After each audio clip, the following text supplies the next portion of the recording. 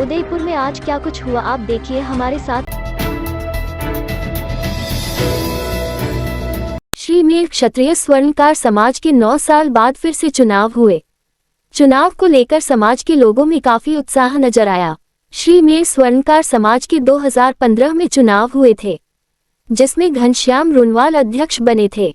उसके बाद प्रति वर्ष 3 साल में चुनाव करवाने थे, लेकिन चुनाव नहीं हुए। लेकिन अब 9 साल बाद फिर से चुनाव हुए हैं।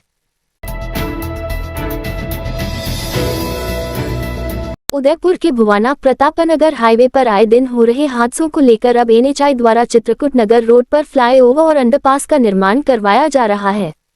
इसको लेकर कार्य जोरों शोरों से चल रहा है और अगले महीने तक फ्लाईओवर और अंडरपास का निर्माण कार्य पूरा हो जाएगा। इस काम के पूरा होने के बाद हादसों में कमी आएगी। वहीं चित्रकूट नगर इलाके में रहने वाले लोग आने जाने के लिए अंडरपास का उपयोग कर पाएंगे।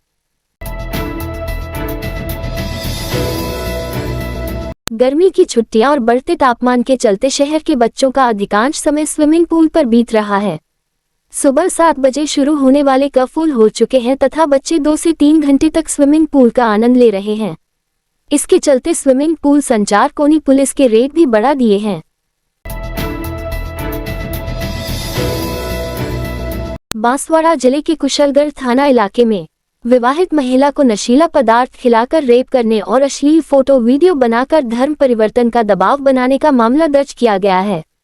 थाना इंचार्ज सवाई सिंह ने बताया, थाना इलाके के एक गांव की महिला ने बांसवाड़ा के एक तांत्रिक समेत 5 लोगों के खिलाफ रेप, अश्लील वीडियो बनाने, निकाह करने का दबाव बनाने, उसका व बेटियों का धर्म परिवर्तन कराने का दबाव बनाने का मामला दर्ज कराया है। कांग्रेस छोड़कर भाजपा में आए सुरेश मिश्रा ने पूर्व मुख्यमंत्री अशोक गहलोत के भाजपा में शामिल होने वाले कांग्रेस के नेताओं को नॉन परफॉर्मिंग एसेट बताने पर कहा है कि क्या ये सही नहीं है कि जिनको आप अब नॉन परफॉर्मिंग एसेट कर रहे हैं, एक दिन इनमें से 90% लोग आपके निकटतम लोगों में से थे। ये आपकी कुटिल राजनीति से परेशान होकर ही भाजपा में आए हैं। मिश्रा ने कहा कि राजस्थान और कांग्रेस के एकमात्र नॉन परफॉर्मिंग एसेट स्वयं अशोक गहलोत है, जो अपनी पार्टी को 25 साल से कमजोर करते रहे हैं और राजनीतिक रूप से प्रदेश कांग्रेस को लड्डू बनाकर खाते आ रहे हैं। मिश्रा ने कहा कि भाजपा के लिए तो अशोक गहलोत परफॉर्मिंग एसेट ही है, जो हर बार मुख्यमंत्री बन जाते थे और नकारा सरकार चलाकर भाजपा को जिताने में मददगार होते रहे हैं। लेकिन अब भाजपा के मुख्यमंत्री भजनलाल शर्मा पुराने सारे भ्रष्टाचार करने वालों को छोड़ने वाले नहीं हैं। मुख्य सचिव सुधांश पंत ने शासन सचिवालय में बैठक ली। पंत ने विभागीय अधिकारियों से चर्चा कर जयपुर शहर के विकास प्रोजेक्ट्स, यातायात एवं सफाई व्यवस्था, मानसून पूर्व तैयारियों आदि को लेकर समीक्षा की। अधूरे कार्यों को जल्दी पूरा करने को लेकर पंत ने अफसरों को निर्देश दिए। पुलिस अधिकारियों को गर्मी के मौसम में यातायात व्यवस्था सही करने के लिए निर्देश देते हुए कहा कि लोगों के लिए छाया और पानी की व्यवस्था की जाए। मानसून की तैयारियों के तहत नगर निगम के अधिकारियों को नालों की सफाई और पानी भराव वाली जगहों पर अभी से पर्याप्त व्यवस्था पुख्ता करने के निर्देश दिए। मुख्यमंत्री भजनलाल शर्मा सेंट्रल पार्क पहुंचे। शर्मा ने सेंट्रल पार्क में उन्होंने पक्षियों के लिए बांधे परिंदे और पक्षियों को दाना खिलाया। मुख्यमंत्री भजनलाल शर्मा ने सुबह मॉर्निंग वॉक के बाद सड़क किनारे चाय भी पी। इस दौरान वहां मौजूद जनता से अपने विचार साझा किए। मुख्यमंत्री भजनलाल शर्मा, राज्य मंत्री जवाहर सिंह बेदम एवं कार्यकर्ताओं ने चौड़ा रास्ता पर चाय पी।